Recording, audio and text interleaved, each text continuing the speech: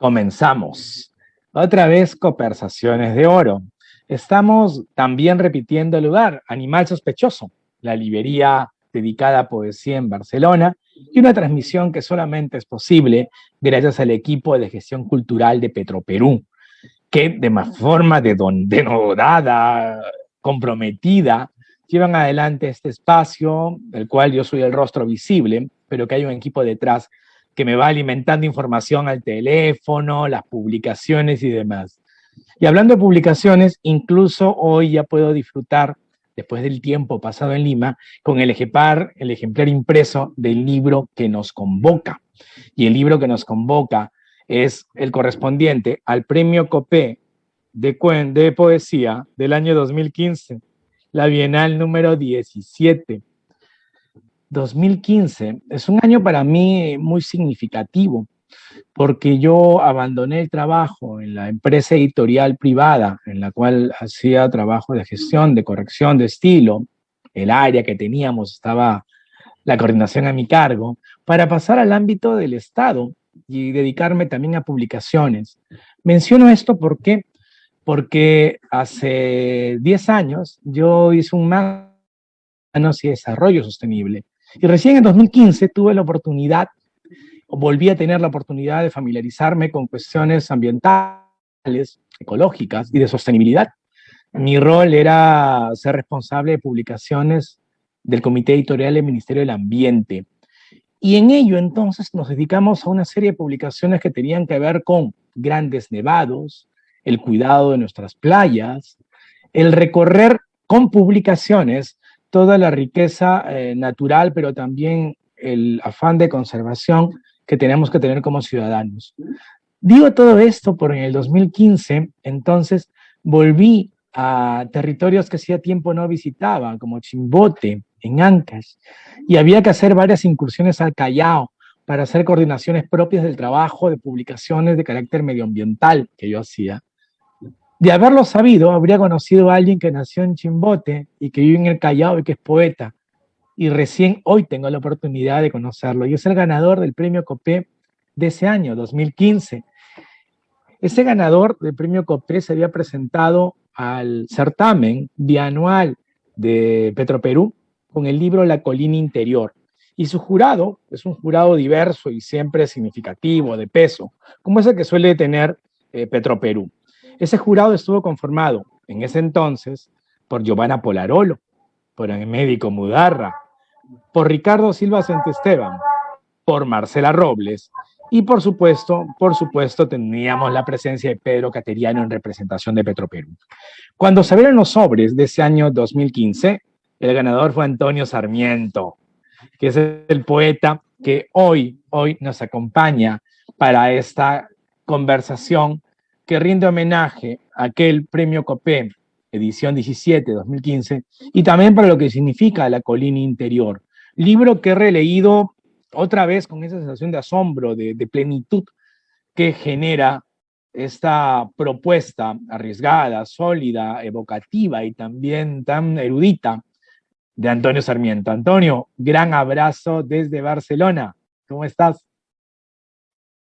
Hola, Juan Manuel, un gusto saludarte. Estoy muy contento y a través tuyo también un saludo a Petro Perú por la entrevista. Te agradezco muchísimo.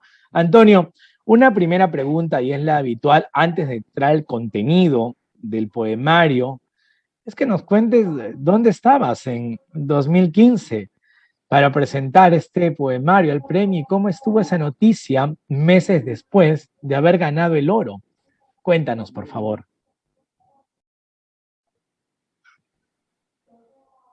Bueno, luego de la obtención del premio Copé, he publicado ya dos libros más.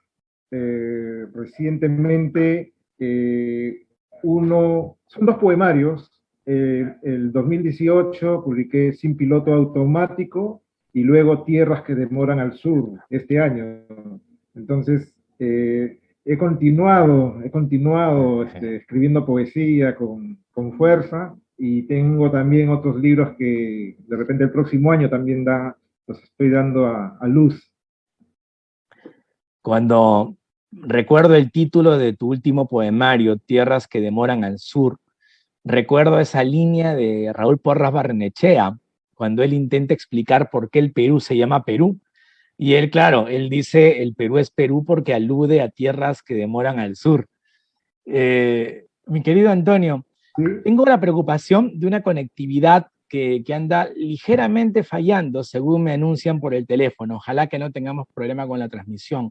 Yo por lo pronto sigo aprovechándote aquí y lo que quería compartir con la audiencia es algunos versos de La colina interior que puedan servir de motivo para conversar sobre un hecho específico que es un eje clave del poemario.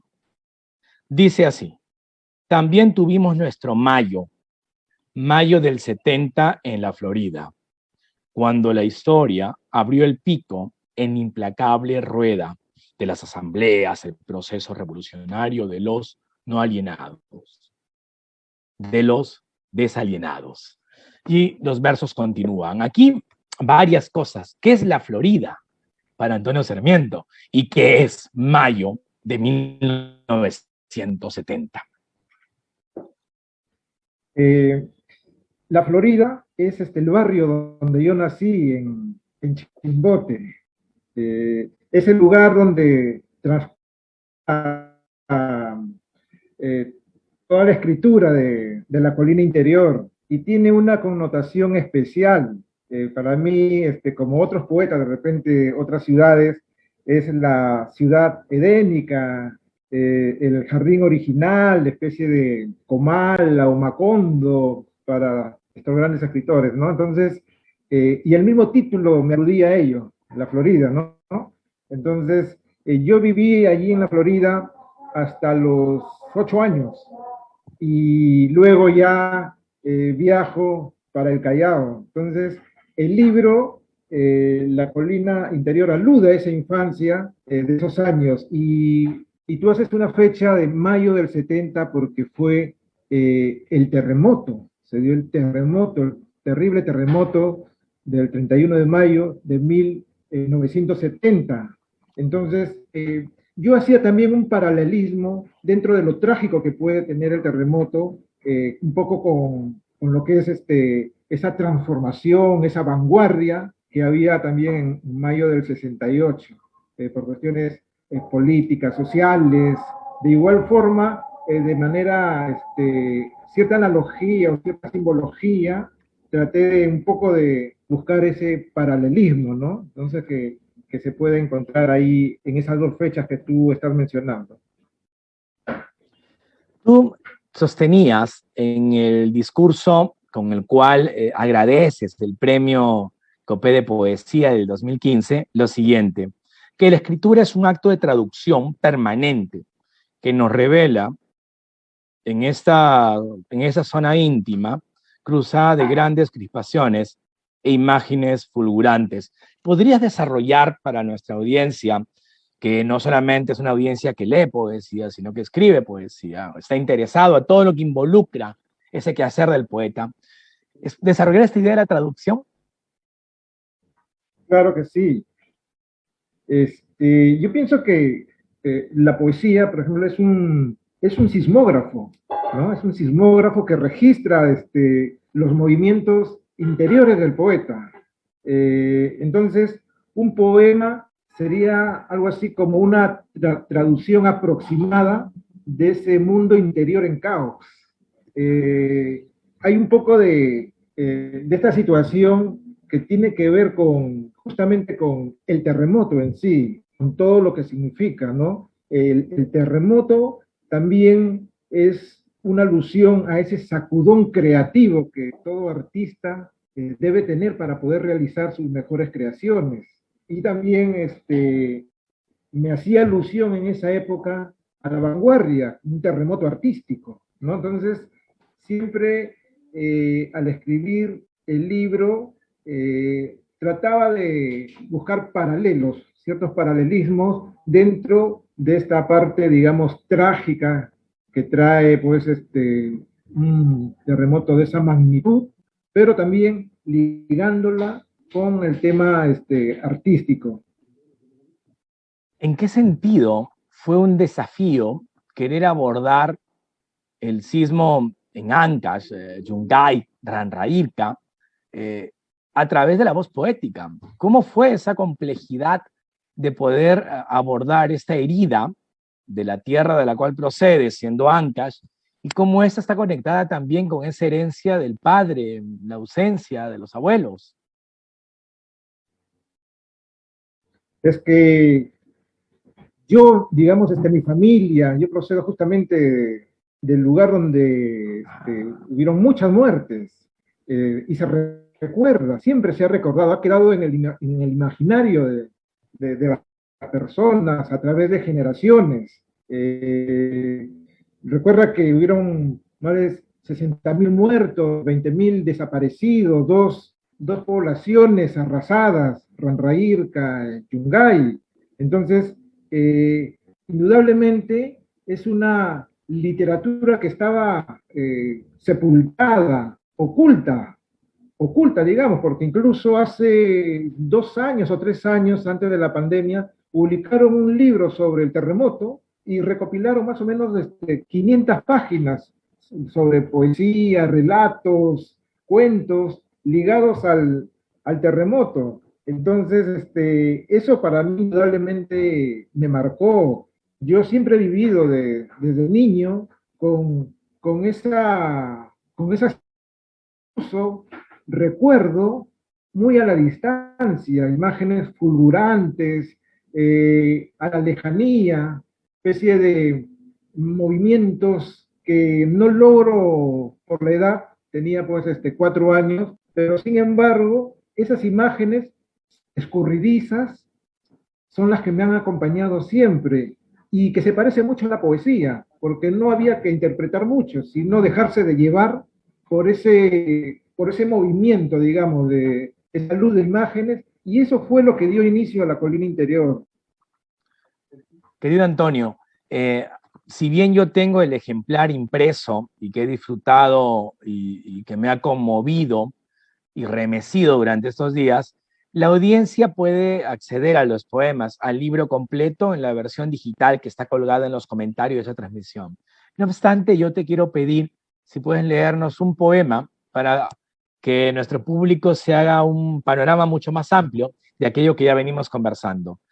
Dicho esto, mientras tú eliges el poema, recordemos a la audiencia que el año pasado, ese 2020 tan pandémico, se conmemoraban los 50 años de la tragedia. Y quienes hayan recorrido el Callejón de Huaylas, como yo lo he hecho cada 14 días por el gusto que tenía mi padre de ir a esos territorios andinos que no eran el suyo, mi padre es cajamarquino, a mí siempre me tocó los relatos de los cuales tú hablas. Y permítame una última mención, Antonio. Hablábamos antes de esa entrevista, el público no lo sabe, yo recordaba mi primera novela, el año 2004, y en esa primera novela hay escenas directamente narradas en torno al terremoto. Y el personaje que va caminando por Huaraz primero, y luego, claro, que se llega a estos lugares que son motivo de esta exploración lírica tan poderosa, tan honda que tú haces. Antonio, adelante, atentísimos a tu lectura. Ok, gracias. El poema lleva por título Manos Cruzadas. Y aparece en la primera parte del libro. Ahí estaban mis manos, como dos extraños signos, hincándose en la pared de caligrafía filiforme. Era divertido verlas rengueando del más enano de sus dedos. ¡Ea, viejas! Largo del camino. Les daba de puntapiés si por descuido a las muy malditas se les caían las letras cuando limpiaban el polvo con el plumero del aire. Resuelto estoy a dejarlas en la gusanera.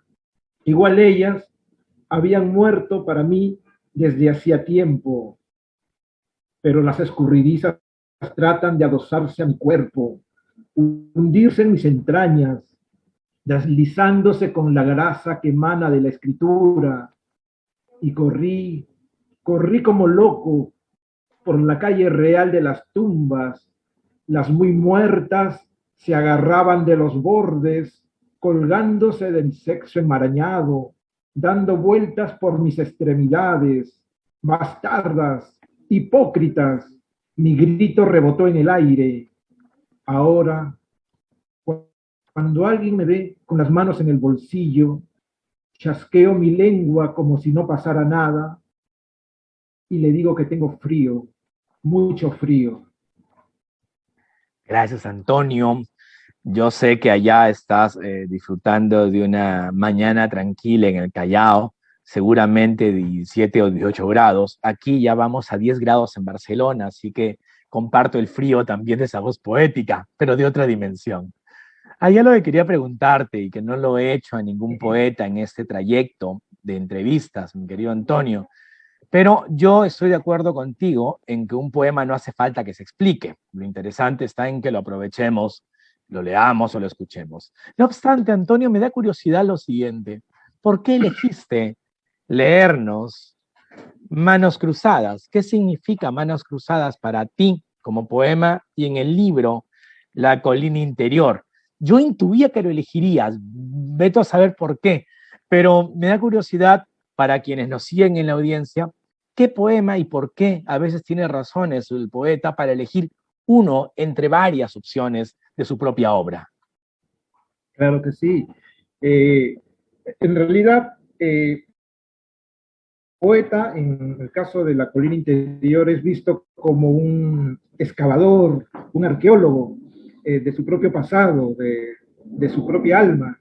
Entonces, recuerda que el libro también hace un paralelismo entre la Florida y la búsqueda de Troya, Así de la es, ciudad que está muy cerca de los Dardanelos, en Asia. en Asia, así es. Entonces, es, es un guaquear en la memoria, en el recuerdo de mi infancia. Entonces ahí aparecen símbolos, en este caso las manos cruzadas, ¿no? Que hace alusión también a lo que es la parte arqueológica peruana. Pero también ahí está la palabra, la poesía, es el poeta que juega con las manos y son ellas las que le van, digamos, señalando el camino, pero de un modo con muletas, estas manos están, digamos, roturadas, rotas, y hay una conversación con el yo poético. Entonces, creo que la colina interior se resuelve siempre en este tipo de simbolismos, para hablar de cierto modo la descripción de esta ciudad perdida o la búsqueda de esta ciudad perdida, pero también con el desentierro, digamos, de alguna palabra o de la palabra poética que también podría estar oculta entre ruinas. En ese contexto, mi querido Antonio, y te agradezco mucho la franqueza de la respuesta, ya entendemos mejor este panorama que supone la colina interior, que nos lleva incluso hacia Chevalier y esta búsqueda de la Troya legendaria en Asia, y también ese huaqueo del cual aludes, pensar en esas manos cruzadas de Kotosh, todo este panorama de la arqueología que está vinculado igual con la tierra y lo profundo. No obstante, hay una hondísima, intencional y fascinante intertextualidad y también diálogo con otros poetas a partir de la serie de epígrafes elegidos. Solo Uren, Vallejo, Chirinos, por hablar de peruanos, o Borges, o Saint John Perse, para hablar de figuras internacionales, o por lo menos fuera de lo peruano. ¿Cómo fue también esta decisión de trabajar en diálogo tus poemas con estos epígrafes, tan diversos además? Sí, bueno, yo siempre he tenido esa disposición para trabajar, digamos, el libro en permanente diálogo. Eh, Tanto en la colina interior como en mis otros poemarios, siempre estoy tratando de comunicarme con el otro, tanto con el lector, pero de igual forma con estas grandes figuras de la literatura peruana y también internacional, de tal forma que yo pertenezco a una generación no no desmemoriada, sino de que tiene buena memoria. Entonces, siempre estamos tratando de buscar aquellas influencias que hemos tenido desde muy jóvenes y para nada no negarlas, al contrario, siempre traerlas, refrescarlas y poder dialogar con ellas. Creo que es importante porque además me permite buscar una resonancia a través de ellos para que llegue, digamos, mi poesía en la lectura del otro. En ese contexto, mi querido Antonio, y hablando ya del otro, también me da motivo de conversación la colina interior, algo que tú ya habías aludido, pero que quiero complementar con la pregunta siguiente. Queda claro, como tú lo has dicho alguna vez, que hay un trauma, es más, hay una situación postraumática para el pueblo ancashino, luego del sismo, del tremendo terremoto de 1970. Pero esta situación postraumática es equivalente en el sentir del conciudadano, del resto del Perú, o ha habido una desolación, un abandono para llevar ese duelo tan solos, los yungaínos, la gente de Ranraírca, los ancachinos en buena cuenta. ¿Cómo es tu balance 51 años después, más allá de aquel libro conmemoratorio del año pasado, salido en pandemia? ¿Los hemos dejado solos a esa memoria y a ese recuerdo? Creo que en cierto modo sí, Juan Manuel. O sea, si bien es cierto en los primeros años, en el mismo año, luego hubo incluso apoyo internacional, pero pasado el tiempo, ese dolor, esa tragedia fue abandonada, digamos, para que los habitantes de esos lugares puedan vivirlas de manera anónima, ¿no? Entonces, prácticamente yo creo que ha sido prácticamente olvidada, incluso arrancada de la memoria, ¿no? Entonces, que son, digamos, de manera individual. Veo por allí algunos escritores de la zona que también han publicado algunos libros, ya sea novela, como tú también lo que estás señalando, y de manera, digamos, más solitaria puedan, digamos, traer nuevamente a colación que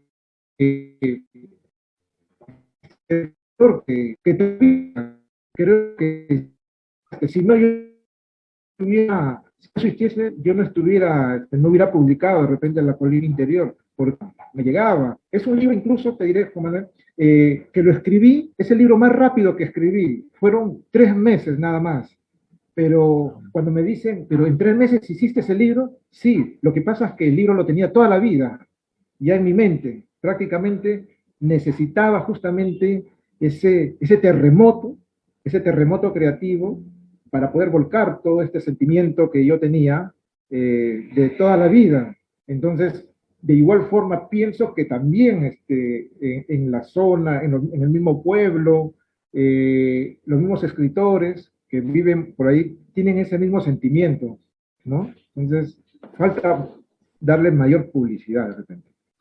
En ese contexto, Antonio, yo te pediría la lectura de un poema más de La colina interior para permitir a nuestra audiencia darse un panorama mucho más amplio de todos estos meses de escritura que al final sintetizan toda una vida de reflexión creativa.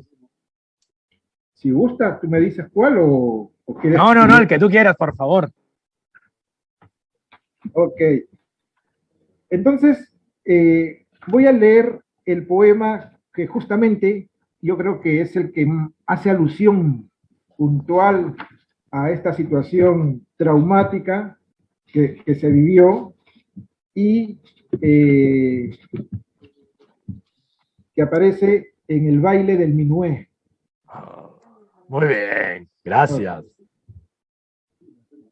Lleva justamente un epígrafe de Manuel González Prada. Dijo Con, el terremoto monte remueve de cuajo, y es la costa un gran cadáver con la arena por sudario. El título es El baile del minué. Yo he venido a escuchar el epicentro la hulla y la antracita mordiendo la ciudad voluptuosa, abultada y carnosa en sus costados, los paraguas que se abrían en el fondo del mar, el viento de la Entente barriendo a metrallas las olas, la fábrica donde se golpeaba el metal del pescado.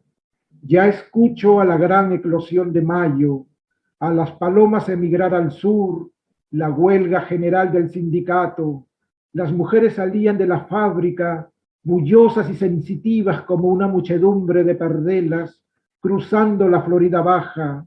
3 de la tarde, hora en que Marilú se encontraba con Manuel, saliendo también del sindicato con una bandera roja. El lugar, los muros roídos del Wembley. La revolución artística no se contenta con conquistas formales. Mariátegui rezaba un cartel en la exposición itinerante que el loco gritaba a voz en cuello junto a sus trastos y a sus líricas muñecas. Moncada fue el profeta. Él encarnó la odisea, el ideal, la locura divina del arte. Tiempo de los cíclicos hervores de Arguedas, el diarismo a sueldo y los nuevos ricos proclamaban una Belle Époque, anestesiando zonas sensibles de la ciudad con whisky y quema de billetes en las cantinas. Las redes atrapaban el cobre y se embaldosaban los bolsillos de los armadores. Los epitalamios regios eran pan de cada día y la próspera burguesía tentaba el arte con guantes blancos. Pero Natura no les dio la razón. La tierra empezó a gestar en sus entrañas el colosal trastorno de fondo y forma, la gran revuelta de la vanguardia geodésica, no el arte por el arte, el movimiento sísmico internacional, el onirismo sueñista de las almas rotas, el expresionismo desgarrado de calles y plazas agrietadas, el escapismo del sálvese quien pueda, representaciones sombrías de cuadros de Klee, de Humareda, de Dalí, circulando en el blindado aire del barrio de Acero, muecas de rostros contorsionándose de dolor y vértigo y protesta metafísica del ser trínsico vallejiano en su envoltura, en medio del estropicio, con las almas en la estratosfera y el viento del Entente escupiendo fuego con los Mauseres después de la 3 de la tarde, Manuel en el epicentro, Manuel en el centro de la plaza, con su sueño de sindicalista, en pleno sacudón tectónico artístico, en pleno remesón geocultural, se puso a cantar a esa hora de la tarde. La espesa muerte removió su sombra asentada en el fondo de los valles. Busquemos el arte, no el de los capituleros, el de los pozos humeantes en el aire. Busquemos el arte en la gran danza de Minué de los muertos que hizo girar a la tierra parte a parte. Busquemos el arte a la hora trastornada del reloj que enviudó a las 3 de la tarde. Busquemos el arte, muchachos párvulos y soñadores, en los propios descensos de la sangre. Busquemos el arte en las montañas y en las ventanas desnudas antes de desnucarse. Busquemos el arte sin música, sin color, sin arte, como Dios que está en ninguna y en todas partes. Marilú y Manuel aquí y ahora. Manuel y Marilú se juntaron por siempre con el trocito de riñón puntual. Testigos fueron las almas tristes en la intemperie, dulcísimas evocaciones de su muerte. Ay, el baile de Minué que movió unos grados a la tierra de su eje. Magnífico, Antonio, magnífico. Te agradezco esa lectura y que hubiera aliento para hacerlo completo. Yo te lo agradezco mucho. Estamos por llegar al final de esta conversación, pero no quiero dejar pasar una pregunta que a mí me intriga. Y es que yo nunca he vivido en una ciudad sin mar. Vivo en Barcelona con el balcón que mira al Mediterráneo. Y tú has dejado Chimbote y vives en el Callao. ¿Qué es el mar para el poeta Antonio Sarmiento? Es un símbolo metafísico, está pegado en los huesos, está en realidad desde mi nacimiento, mi adolescencia, mi juventud y hasta los años que tengo, siempre he convivido con el mar. Es lo que, digamos, es mi filosofía, es todo un significado trascendente, e incluso una periodista me colocaba como un artículo que hizo el poeta de los dos puertos. Me gustó mucho porque en realidad hacía alusión a esas vivencias, tanto en Chimbote como en el Callao. Entonces, siempre he estado muy pegado a este gran espacio de honda trascendencia, Juan Manuel. Es verdad, es bonito ese titular, ¿ah? Yo creo que eso es algo para ahí en una camiseta imprimirlo, Antonio, me parece muy bonito. Antonio, Sí. para despedirnos, yo recuerdo que en tu discurso por el COPE recordabas que este premio para, para, para hacer justicia al galardón de Petroperú permite acceder a poéticas que por lo general pasarían desapercibidas entre las editoriales de la capital, quizá. Y eso nos llevó a reflexión las ediciones pasadas con varios poetas ganadores del COPE provenientes de Puno, o uno de ellos asentado en Puno, y tuve la reflexión sobre el terremoto del 70, pero más allá de todo ello, ese abordaje lírico. Mi última pregunta es, ¿qué valor tienen los certámenes literarios como institución, siendo así de confiables, así de sólidos, para la promoción de la literatura en el Perú?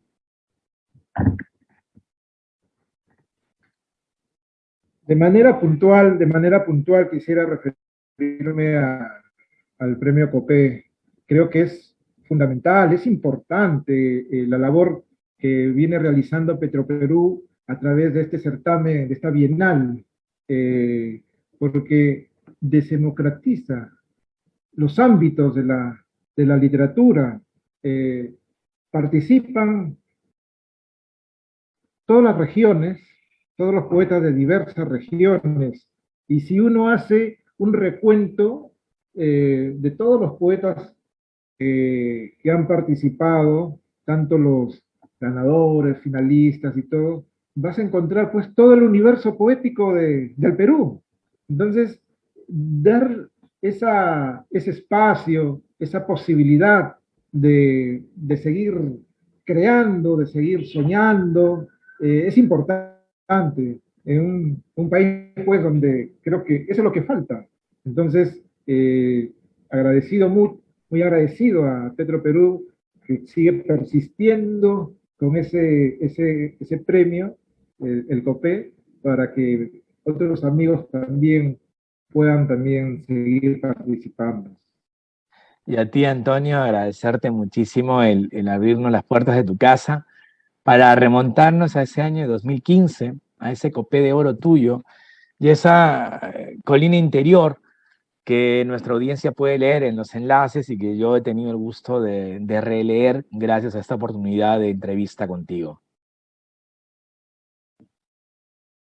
Gracias Juan Manuel por la entrevista. Te agradezco, ha sido una bonita, un bonito diálogo. Podemos también seguir ese diálogo. Por supuesto que sí, por supuesto que sí. Lo que no hemos hecho, te digo, mi querido Antonio, es lanzar un video que hemos preparado en torno a tu vida y obra. Y así que durante este minuto y medio siguiente, lo que haremos será ver ese video. Contigo ya nos vamos despidiendo, pero no sin antes lanzar todas esas referencias de tu obra, no solo poética, sino también de tu quehacer literario en nuestro país. Muchas gracias, Antonio, y un abrazo. Un abrazo. Gracias. Gracias, Juan. Gracias.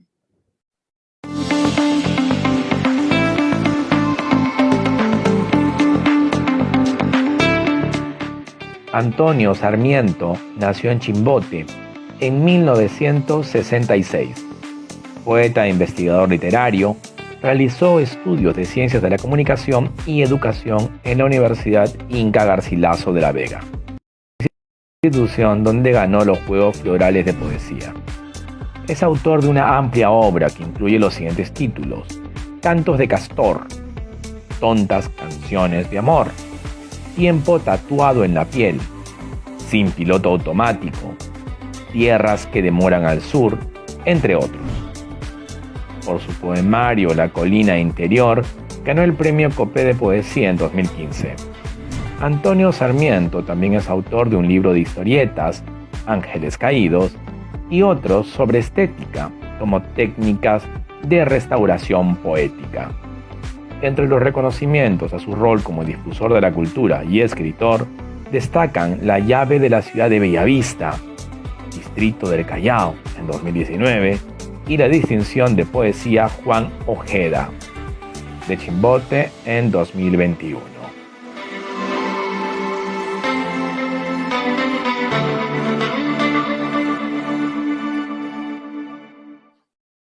Y continuamos con el programa. No les habíamos dicho, querida audiencia, que tenemos una comentarista de lujo que está presencialmente, que es Julia Wong. Hola, ¿cómo están? Qué gusto estar con Juan Manuel. La verdad, a pesar del Waze, no me ubico rápidamente en las hermosas calles de Barcelona y me he dado una vueltita y por eso me he demorado 10 minutos en llegar. Usualmente no soy impuntual, pero ahora acabé por otro lado, la verdad. Y tuve que preguntar dónde quedaba y me explicaron bien cómo llegar hasta acá. Lo siento mucho, lo siento. Lo que no sabe Julia es que ya estábamos preparados. Yo tenía listo el libro de Julia para ir leyendo poemas suyos mientras llegaba. Estamos en Animal Sospechoso, así que Juan Pablo Roa también tenía libros a mano para poder resolver el tiempo. Julia no vive en Barcelona, llegó ayer desde Lisboa. Sí. ¿Y cuándo se va a Guadalajara, Julia Wong? Mañana tempranito. O sea, esta es una estancia especial porque Julia en hora y 20 además hará un recital en Animal Sospechoso. Pero antes tuvo la gentileza de leer La colina interior. Sí. Julia, primero, antes de ello, gracias. En verdad que gracias porque sé que la gente es muy complicada. No es fácil venirse de Lisboa ayer, viajar mañana a Guadalajara y sentarse conmigo 10 minutos. No, yo contigo me siento en cualquier parte. A conversar sobre literatura, creo que eres una de las personas más interesantes ahorita peruano y que realmente promueve, ¿no?, la lectura y la escritura. A veces, desgraciadamente, los promotores culturales nos falta esas agallas y no es por echarte, como dice, burbujas, pero tú las tienes, ¿no? Entonces hay que... ¿Agallas o burbujas? Agallas. Ah, ya, por si acaso. No es por echarte burbujas. Te digo. Yo sé. No sé si has visto acá que hay un montón de niños jugando en la calle. Por todos lados. Estas burbujas es maravilloso, pero son esas cositas que las tocas y se acaban.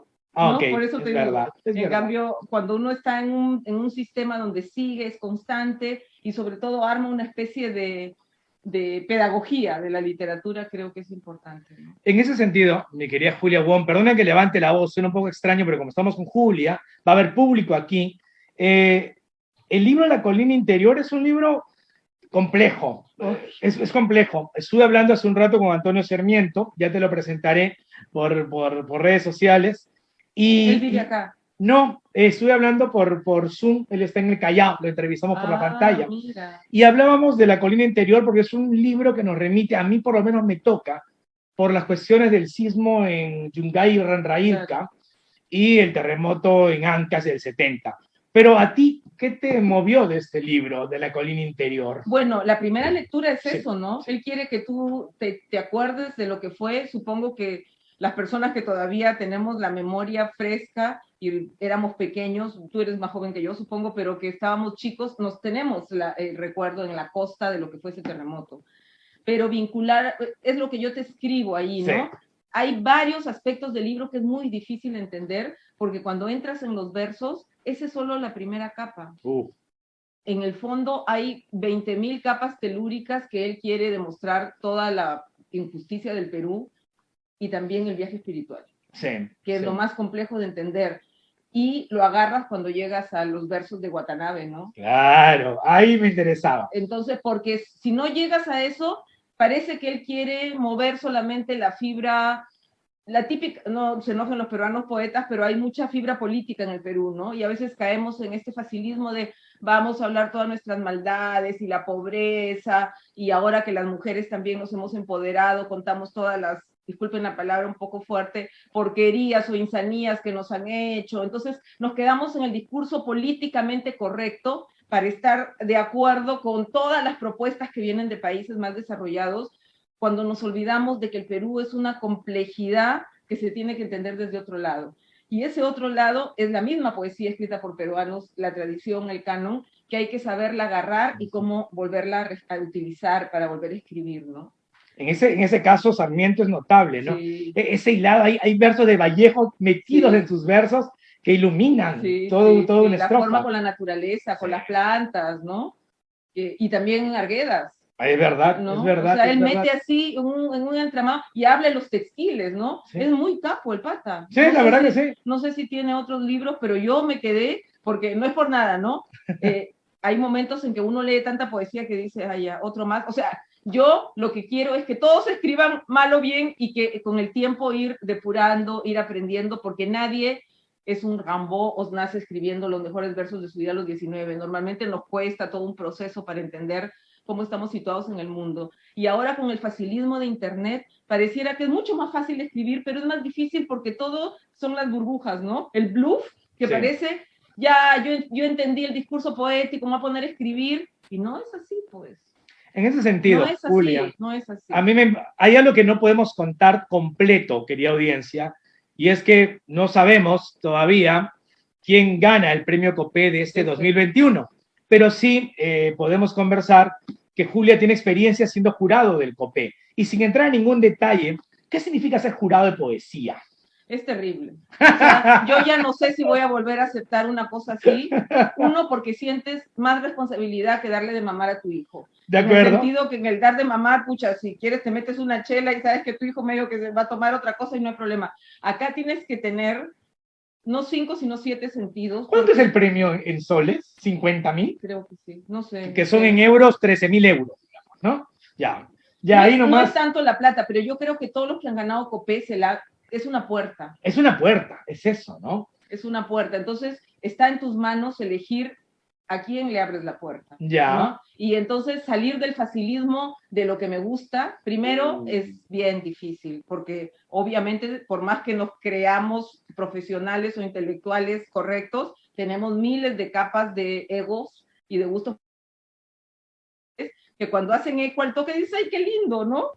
Por ejemplo, en Lotuzán, me hubiera encantado que gane, habían unos 3 o 4 poemarios en algún momento donde tú sabías que esa persona tenía raíces chinas, pero que todo el poemario como en conjunto no daba como para un premio, ¿comprendes? Ajá. Y ahí tú no puedes decir, yo quiero que gane el Tuzán porque yo soy y es mi eco, Claro, ¿no? no. Y ahí es difícil. Es difícil porque también tú dices, en algún momento tiene que ganar el Tuzán, ¿no? Ok. ¿no? Pero tampoco, pues, ¿no? Entonces, son muchas diatribas durante la decisión. Para mí ha sido dificilísimo. Ha habido un momento, te juro, que dije, ¿quién me mandó meterme en esto, ¿no? O sea, así de Con lo claro, tranquila, ¿no?, que estaría yo en mi vida en Lisboa. No se puede. Julia, ya hemos abordado la colina interior que me importaba. Hemos hablado un poco de ser jurado. ¿Por qué vas a Guadalajara? Bueno, cuéntanos, porque hay quienes no lo saben, pero ¿de qué va esto? Claro, porque ha habido un problema, creo, con la delegación peruana que fue invitada a la FIL de Guadalajara, y obviamente yo he sido algún par de veces invitada por el Perú a otras ferias, pero hace muchos años, y en un momento me di cuenta que el conflicto que se arma por el dinero de las invitaciones y por la representación de la delegación peruana causa un montón de estragos y conflictos entre los escritores peruanos, y yo decidí personalmente, así me invitaran, rechazar o no volver. No sabía. Sí, mira. Porque me parece, salvo que sea una cosa que tú sabes que es obvio, claro, que tienes que asistir, ¿no? Pero me pareció que había llegado un punto en las delegaciones que ya no se hacían por representar al país, sino que había estas cosas de amiguismo, los conflictos que se suscitaban después, como dice, disculpen la palabra, el huaico de chismes que se suscitaban detrás por a quién invitaban y a quién no. He leído cosas terribles contra Karina Pacheco de una plataforma en Lima, acusándola de cosas que yo sé que Karina jamás haría, y la que más me dolió es Karina porque la conozco, pero sé que han insultado a muchas personas. Entonces ahí yo dije, si es por el pasaje y o sea, ya llegó un momento que tú dices, no quiero esto, ¿no? O sea, la escritura no tiene nada que ver con esto. Pero no sé por qué, será que tengo una hija de padre mexicano, que me iluminaron los tapatíos. He vivido en México 1 año y medio, y he ido muchas veces a la FIL. Entonces me escribió Luis Vicente Aguinaga, con la representante de la sección cultural de Guadalajara, Patricia Córdoba, y me dijeron, queremos que estés en la mesa de Perú. Y yo le dije, pero yo no voy a ir, porque hay un problema, han Claro, sacado la lista. Me dijeron, nosotros te pagamos. Tú vas. Claro. Entonces me quedé, por un lado, súper honrada, ¿no? De que esto sucediera. Claro que ha habido cosas, por ejemplo, no sé si voy a contar esas infidencias, pero por ejemplo me dicen, no te podemos pagar todo el tramo completo, tú tienes que ayudarnos una parte porque no estoy yendo desde Perú, sino desde Lisboa. Desde Lisboa, claro. Entonces, ya desde Barcelona, por eso es que vine a Barcelona. Por eso, muy bien. Pero te juro que me sentí muy honrada porque es muy bonito. los conocí a ellos cuando yo vivía allá y eran gente que de repente también tienen sus conflictos entre ellos, ¿no? Por ejemplo, yo me hice muy amiga de la comunidad Tuzán mexicana, que ellos, bueno, son los chino-mexicanos, que también quieren formar sus grupitos y no quieren entrar mucho a la cuestión canónica de Guadalajara, porque también creen que tienen una estética muy personal. Entiendo, ¿no? Ya. Pero creo que eso nos falta a todos los que nos creemos intelectuales, porque siempre debe haber puentes. Sí. ¿No? El otro día conversaba con unos amigos y me dicen, no, yo soy, me decían, antifeminismo blanco, me decía la chica. O sea, yo sé que hay feminismo Tuzán, pero ya ponerse en el plan, antifeminismo blanco, antiapellidos tuzanes del Perú que son famosos. No me digas. O sea, si mi apellido tu Wong, Wong ya no, ya o sea, yo no fuiste. tengo nada que ver con los Wong del supermercado, porque soy más pobre que no sé qué, pero porque ellos han decidido que No esos me apellidos diga. ya no van, yo Ya. ya no voy. Mira tú. Y es doloroso. Es doloroso y es absurdo además. No, porque ya llegó un momento donde tú cierras porque, no sé, crees que viene el cuco. Claro. ¿no? Querida audiencia, yo sé que ustedes nos soportan durante una hora, pero yo voy a aprovechar a Julia mucho más tiempo y el programa tendrá que despedirse, pero no sin antes decir lo siguiente, que Julia Wong además está aquí porque va a leer poemas, de 18 poemas de Fake Love para Keanu Reeves, que es una reflexión poderosísima desde la poesía de esta migración china, en este caso Estados Unidos, pero también que nos lleva al Chifa en el Perú. Va a ser en esta librería, en Animal Sospechoso. Juan Pablo, se transmite, ¿verdad? Por las redes sociales. Se hace un directo por Instagram. Se hace un directo por Instagram, así que en el Facebook de Julia y en el mío, y seguramente en esa conversación, pondremos el enlace para seguir a Julia y disfrutarla mucho más. Julia, yo agradecerte. No, verdad. a ti, imagínate en este espacio tan maravilloso que me he demorado en encontrar, pero ya, y encima se llama Animal Sospechoso, ¿no? Ya te va a contar Juan Pablo por qué. Ya. Nada, querida audiencia, el programa está llegando a su fin. Son aquí las 5:53 de la tarde, por lo tanto va a ser el mediodía de Lima. Ya saben lo que decimos siempre, que este programa es posible gracias a ustedes, y yo solamente quiero atender a algún comentario que pueda haber en las redes y que nos hayan compartido. Por ejemplo, dice Ivonne Arias, con ansias de encontrarme con su poética. Muchas gracias, Antonio Sarmiento. Y Ana María Luna le manda saludos a Julia Wong. Síganos, que este programa no termina, sí hoy, pero hay una edición 18, y la siguiente no la haremos en Barcelona, sino en Múnich. Me voy a Alemania con 0 grados de temperatura. Una Alemania que tú conoces. Claro, ¿y a quién van a leer ahí? Para... ya contaré, ya te contaré, que eso lo dejamos pendiente. Yo te sigo siempre, ese no hay problema. Julio, un placer. Un abrazo. Chao. Nos vemos y gracias, reunidos y llenos de oro. Y con esta mujer que es una maravilla.